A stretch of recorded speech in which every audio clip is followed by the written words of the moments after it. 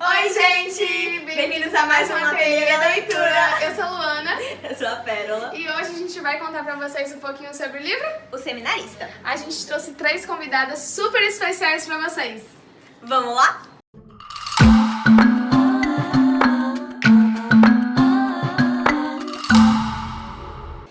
Oi, gente! Então, a nova ideia dessa nossa série nova é apresentar pra vocês alguns clássicos da literatura brasileira. E pra isso, a gente tá recebendo 2 convidadas muito especiais e que são leitoras vorazes e que vão ajudar a gente com uma crítica muito legal sobre esse livro que é babado. A Yasmin, ela é aluna do ensino médio e ela é costumeiramente leitora de outros gêneros. E a Karine, além de ser uma leitora voraz, é diretora desse canal que vos encanta. Karine, você não quer apresentar um pouquinho do livro pra ele? Esse é o livro Seminarista, tem 113 páginas, da editora Ática, a 29ª edição. O número de páginas varia conforme a editora e o número de edição também. O interessante dessa dinâmica para qual a gente foi chamada, né, é que a gente vai conhecer os diversos pontos da obra e vai demonstrar para vocês que é necessário conhecer o contexto histórico em que ela foi escrita e a escola literária que ela pertence, porque assim a gente vai entender muito melhor a história e a linguagem, porque é bem diferente. Isso mesmo! E o livro Seminarista é uma obra do romantismo brasileiro. E também é super importante falar sobre o autor, né? O Bernardo Joaquim da Silva Guimarães nasceu em Ouro Preto no dia 15 de agosto de 1825 e por lá faleceu no dia 10 de março de 1884. Ele estudou a Faculdade de Direito, Largo São Francisco, e por lá conheceu Álvares de Azevedo e Aureliano Lessa, amizades que o trouxeram à fama de boêmio e satírico. Em 1852, ele lançou o seu primeiro livro, o volume de poesias Canto da Solidão. Em 1867, ele lançou o seu primeiro romance, que foi O Ermitão de Muquet. E claro, as suas obras mais lidas, que foi O Seminarista e também A Escrava Isaura, que foi produzida pela TV e se tornou uma das novelas mais assistidas do mundo. O autor foi um contador de casos, por isso a narrativa dele é fluente, tem uma boa oratória. Além disso, sofreu influência do autor romântico português, Alexandre Herculano, que era anticlerical e avesso ao celibato imposto pelos padres. Na obra O Seminarista, o autor faz um protesto contra o cerceamento do instinto precoce da castidade, né? E aí, no final, é parecido com o esquema da obra Eurico o Presbítero, do Herculano, que mostra a loucura por amor. Ei, gente, pra entender o livro direitinho, é também preciso saber que ele é um romance romântico regionalista. Ou seja, apresenta a paisagem do interior mineiro, além dos hábitos típicos da região interiorana com modismos populares. Isso se explica pela preocupação dos regionalistas em retratar o modo de vida dos interioranos. Apesar disso, a obra, ao retratar o modo como o meio social e os distintos agem no comportamento humano, adquire tons naturalistas. O romance foi publicado pela primeira vez em 1872 pela editora B.L. Garnier. Em 1871, o bispo do Rio de Janeiro suspendeu o padre Almeida Martins das ordens eclesiásticas porque ele era maçom, fazendo-o abandonar a maçonaria. Esse fato provocou uma reação nos jornais contra os bispos, com uma campanha de difamação e crítica que ficou conhecida como a questão religiosa.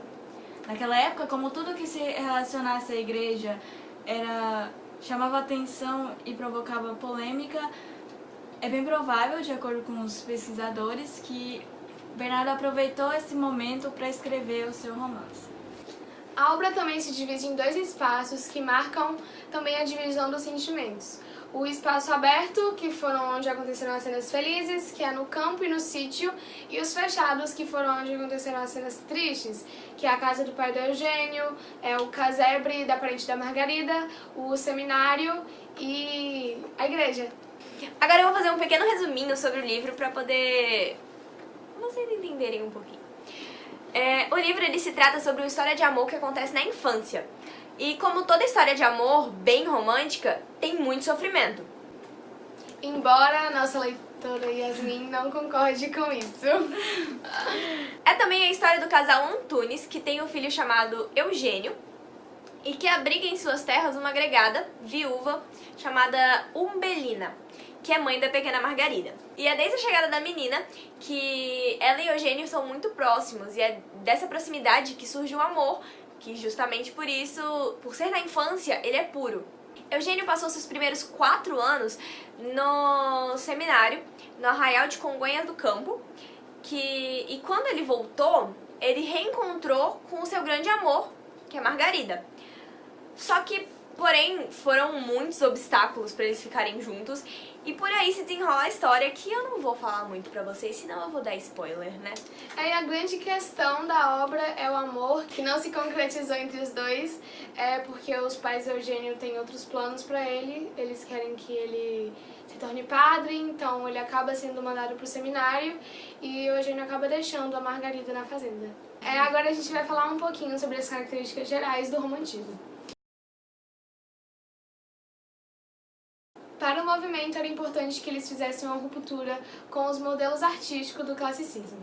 Assim, uma das características mais marcantes desse movimento foi a oposição aos movimentos clássicos. O melhor exemplo dessas características é a ausência de modelos e padrões estéticos que foram consagrados até então como métricas e as estrofes exatas. No movimento romântico, a liberdade de expressar-se era bastante valorizada. Os textos em prosa, mais longos e com ênfase na criação dos artistas, ganharam mais espaço naquela época. Outra característica muito marcante no romantismo era a supervalorização dos sentimentos. Então, aquele exagero na hora de transmitir algo que você estava sentindo. Eles valorizavam muito mais o sentimento do que a razão. A literatura romântica identifica-se com a idealização do ser amado, que é algo quase utópico visto por eles. As obras no contexto artístico do romantismo tinham como característica a valorização de temas que expressassem o sentimento individual e subjetivo do artista. Essa característica se manifesta pela supervalorização dos sentimentos mais íntimos dos artistas românticos. Os artistas eles expressavam muito dos seus sentimentos nos seus romances. Porém, a presença de pensamentos pessimistas era muito forte no romantismo. Essa característica expressava o profundo tédio que o autor sentia pela vida, assim como a dor da sua existência e a valorização da tristeza e da morte. O nacionalismo e o folclore também são características notáveis do romantismo. O nacionalismo é facilmente percebido pela evidência que passou a ser dada pelos princípios e valores dos autores. O amor ao país passou a ser destacado na produção artística do período. Da mesma forma, os folclores regionais foram mais valorizados pelos autores românticos, que se inspiravam em cantos e histórias populares. E essas são as características gerais do romantismo. E a partir de agora, a gente vai começar os games! Oi, gente! Voltamos e temos uma nova convidada super especial, a Laura. Ela é uma super leitora da literatura brasileira. E vamos começar os jogos. Vamos ter 2 joguinhos pra vocês bem legais. E o primeiro vai ser a leitura labial. Nós colocaremos fone de ouvido. O jogo vai ser dividido em duplas. E a dupla terá que desvendar, ler os lábios, na verdade, do que a outra parceira disse. Que a Karine vai perguntar pra gente, e aí a gente vai ter que descobrir o que é. A primeira pergunta vai para o dupla de cá. Qual é o estilo de linguagem apresentado no texto?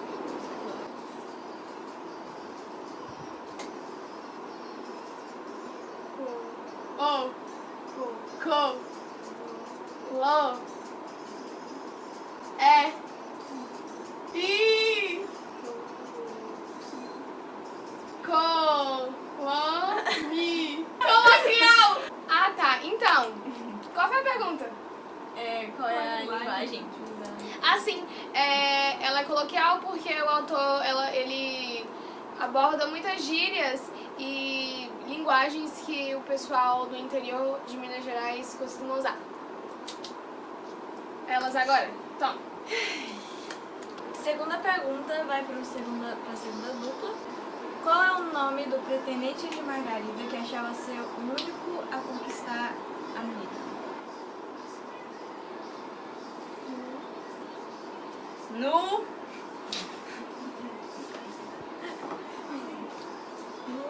No. Lu. Sim. Sim. Sim. Si. Hã? No. No. Vai. Luciano.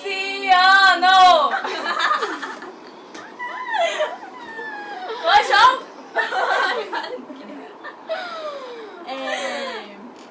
Vai, gente. Então, na pergunta, acho que você já deve imaginar pela resposta, foi o pretendente de Margarida, que Luciano, né? O malvado, que brigou. Que brigou até sim. com o Eugênio também. Não, Ele chegou até a brigar com o Eugênio por causa da Margarida. Terceira pergunta vai para a primeira dupla. Qual é o tipo de narrador utilizado no texto, no livro?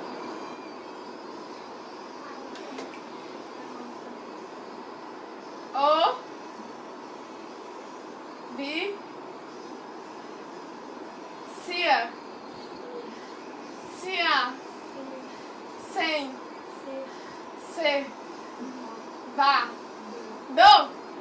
Observador. É observador porque ele não participa do livro e aí ele só observa Só o que pessoal. ele- Ele não é personagem. Ele, na verdade, é onisciente, porque ele, Verdade! ele não participa da história, mas ele Ah. sabe os sentimentos das pessoas e sabe o que está acontecendo. Verdade. 2-1 então, hein? A próxima pergunta vai para o grupo 2. Qual é a figura de linguagem apresentada no trecho? Como o próprio nome indica, forma-se de um grupo de 4 pessoas.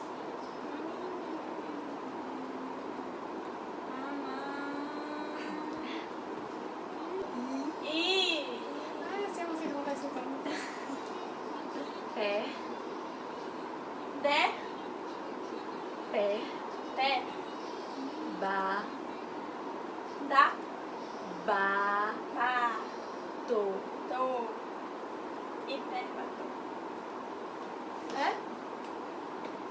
É porque seria o contrário, né? Porque o verbo tem inversão. Seria forma-se de grupo de 4 verdade. pessoas, como o próprio nome Putz, indica. isso é muito bom pra confundir com comparação, Aham. por causa do como. Verdade, verdade. 3-1 então? O jogo vai virar. Agora, próxima pergunta. Identifique a figura de linguagem presente no trecho. Então, a turba dos seminaristas despenhava-se fora das portas como uma nuvem de melros pretos a quem se abriu a estrada do viveiro. Repete de novo? Então, a turba dos seminaristas despenhava-se fora das portas como uma nuvem de melros pretos a quem se abriu a estrada do viveiro. Eu não lembro direito disso. Vou arriscar. Vou arriscar. Si. Si. Mi. Mi. Li. Li. Li. Li. Le. Li. Li. Li. Simile. Simile! Acertei! Gritei. Gritou demais. Sim, é a símile porque, por ter uma comparação impossível, É. tem a presença de símile. Qual que foi? Quais que foram as palavras que... A turma de seminaristas e melros pretos. Ah, então eles são É. comparados a melros pretos, então é uma... Não é da só mesma uma nuvem, classe, né? É uma nuvem de melros pretos, então Isso. é uma comparação impossível. Ou seja, é uma símile. É isso, então... Vocês agora? Agora são elas. A próxima e última pergunta vai para o grupo 1. Qual é o tempo predominante na narrativa?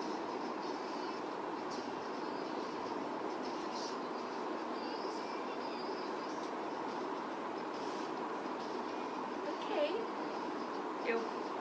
Ok. Vai ser difícil. Não é não, menina?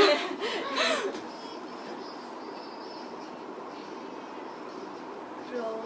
No. Não. Crow.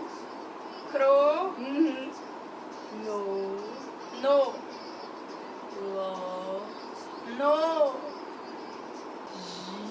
G. G. G. Co. Cro. Co. O. Co. Ho. Co. O. Tenta ver se ela consegue juntar, tipo. Repete. Cro. Cro. No. Lo. G. Co. Cronológico. Porque se passa em dia, mês e anos, uma série de tempo Linear. linear. Essa foi difícil. Eu fiquei assim quando ela falou. Gente. Não, Eu e não ela tinha falava tipo, lembrado. eu ficava. No. No. Então, gente, esse foi nosso primeiro game. O placar ficou 4-2 pra elas. Não já tem revanche, tá? E é isso, agora a gente vai dar continuidade com o nosso segundo jogo. Então, gente, agora é o nosso segundo jogo. Ele vai ser mais ou menos assim. A gente tem uma caixinha com algumas características dos personagens. E aí a gente vai sortear, vai abrir, vai adivinhar qual personagem que é. E aí vai descrever pra vocês, mais ou menos, dando uma pequena explicação sobre cada personagem. Não posso levar a Eu peguei uma ou peguei mais de uma? Ah, tá. Morena, de olhos grandes e negros, cresce e transforma-se numa moça belíssima e sensual. Essa é Margarida, uma das protagonistas. Ela se muda com a mãe pra fazenda dos pais do protagonista, Eugênio. E ela é separada do seu amado e tem que lidar com isso, né? Enquanto cresce e torna-se, como que disse, uma moça bela e sensual, desejada por quase todos os homens, né? Que queriam se casar com ela. Ela é bastante cortejada, gente. Vídeo Próximo, vai, Tadinha. Agora sou eu.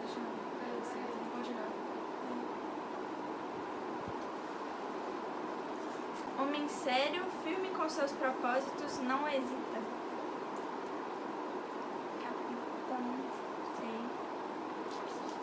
Capitão Fernando, que ele é um homem fazendeiro. Calma aí, desculpa. Ele é descrito como um homem fazendeiro e que, com o passar da história, se torna um vilão, pois separa os dois protagonistas. Isso, mas tem... A descrição tá certa, mas tem um pequeno errinho. Tem um errinho aí de leves. É Capitão Francisco. Ai, meu Deus, pai de Eugênio. É o pai de Eugênio. É o pai do Eugênio. Eu confundo também ele. confundo. Inclusive, eu confundi ele também com outro personagem, achei que seria outro. Mas vai, próximo. Próxima sou eu. Alguém abre a caixinha também. Sem ver. Ok. É uma matrona gorda e corada, de rosto sempre afável e prazenteiro. É a Dona Umbelina, mãe da Margarida, a protagonista. Ela é uma viúva de alferes. Ela é simples, pobre e, além de ser comadre dos pais do Eugênio. Isso mesmo. Vai, Agora a eu próxima. vou agora. Sem olhar. Submisso e dócil por natureza. É alvo. Esse aqui, gente, eu já tiro de letra porque é o Eugênio. É o personagem principal do livro. Ele tem os cabelos castanhos, os olhos claros, azuis. E ele é sempre aquele mocinho que tem medo de magoar os pais. Então ele respeita muito os seus pais. Por isso ele não contraria as vontades dos pais dele. Então ele é mandado para ser o padre e infelizmente fica longe da sua amada. Como a Yasmin falou. Como Yasmin falou. Agora, sua vez. Tadam, tadam.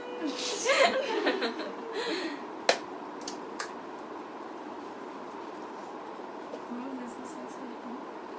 Momento de tensão, galera. Tinha o espírito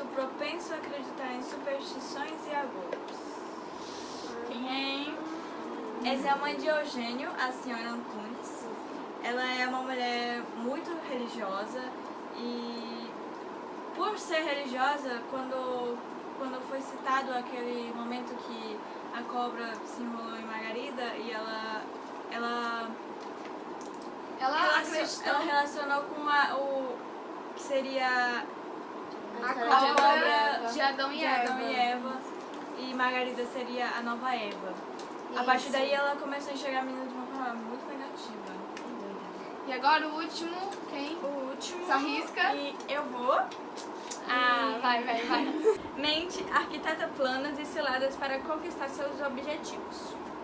Bem, eu acho que ele é o padre padre e diretor do seminário de Congonhas do Campo. Esse personagem vai dar trabalho, hein, gente? Ele é um dos vilões da história, né? E através desse personagem a gente pode ver uma crítica ao clero. Que o Bernardo faz, o autor do livro. E Esse foi o último papel final do jogo. o jogo acabou, gente. Espero que vocês tenham entendido mais um pouquinho sobre os personagens. Agora só tem que esperar ler o livro, né? Pra saber. o final. Mas a gente volta pra contar mais um pouco do livro e fazer uma análise crítica, que é uma das partes que vocês mais gostam. Então, gente, a gente vai falar um pouco das partes que a gente mais gostou e das partes que a gente menos gostou. Então, gente, eu vou começar primeiro falando da parte que eu mais gostei, que foi quando teve a discussão entre Luciano e Eugênio pelo amor que os dois tinham pela Margarida, pra saber, tipo, com quem ia ficar com quem. O mais legal dessa parte foi quando a Margarida se impôs e defendeu o que não era normal nessa época, né? Porque o esperado seria que o Eugênio defendesse ela. É verdade. Eu gostei do final. Eu não vou mentir, eu gostei do final. Eu não vou contar o que aconteceu, mas eu gostei do final. Foi... Não. eu também gostei bastante do final. Gente, não. Nossa, e além disso, eu também gostei muito da parte em que os dois se encontram por causa do destino, né? Que era característico verdade. desse gênero. De alguma forma, mesmo todo mundo fazendo com que eles não fossem dar certo no final, aconteceu o que deu. Mais ou menos. Mais ou menos, né? Tem que ler pra descobrir. Tem que ler pra descobrir. Precisam ler. Porque, gente, juro, muito legal. A gente tava até conversando que foi passado pra gente esse livro e a gente ficou meio... Então, a minha professora, né, ela falou pra mim, eu tava desanimada pra ler, ela falou que não, começa bem descritivo, né, a gente... bem cansativo. parte meio cansativa. Mas é uma história de amor, assim, aí eu falei, né, meninas, vamos ler, né? E a gente não se arrependeu de ler, gente, muito pelo contrário. É muito bom. Achamos maravilhoso. Na verdade, a gente se surpreendeu, porque a gente não imaginava. Eu pensei que eu não ia gostar. Mesmo que fosse cansativo, chega num ponto que você começa a se interessar pela história. Sim, é bem legal. Bem, visto tudo isso, agora cabe a nós fazer uma reflexão final sobre a obra. Gente, fica bem claro que o Bernardo Guimarães, ele faz uma crítica ao celibato religioso de uma sociedade apegada aos dogmas cristãos e o comportamento familiar típico de uma sociedade patriarcal. O autor, ele censura tanto a autoridade e a hierarquia dos pais quanto dos padres. Tem também uma forte crítica à educação dos seminários, que mais embrutecia os jovens do que formava homens sociais. Em contrapartida, o autor ameniza o tom com a menção de crendices e comportamentos populares e de cunhos folclóricos, como a arte de enfeitiçar a cobra, a mula sem cabeça e os mutirões. Então, gente, o seminarista deve mais a sua popularidade devido ao protesto contra a imposição religiosa do que a romantização dos fatos. Ou seja, apesar de Bernardo ser conhecido pelo conjunto da sua obra como escritor romântico, nesse livro ele não segue a linha ideológica do romance romântico. Não há nele o propósito de divulgar ou afirmar os ideais burgueses, mas, ao contrário, ele faz um protesto contra os mesmos. Seus romances já apresentam uma tendência realista na focalização da realidade. E é isso! Aqui encerra as participações especiais. A gente quer agradecer. A gente gostaria de agradecer. Obrigada a vocês por ter chamado a gente. É isso aí, galera. Esse foi o nosso clássico da semana. Espero que vocês tenham gostado e tenham se animado com essa pequena demonstração do livro pra vocês. Isso mesmo, não esqueça de curtir, comentar, compartilhar esse vídeo e ativar o sininho pra sempre receber a notificação dos nossos vídeos. Ah, e não esqueçam de deixar aqui a opinião de vocês sobre a história de amor do Eugênio e da Margarida. Semana que vem tem o próximo. Beijocas literárias. Tchau!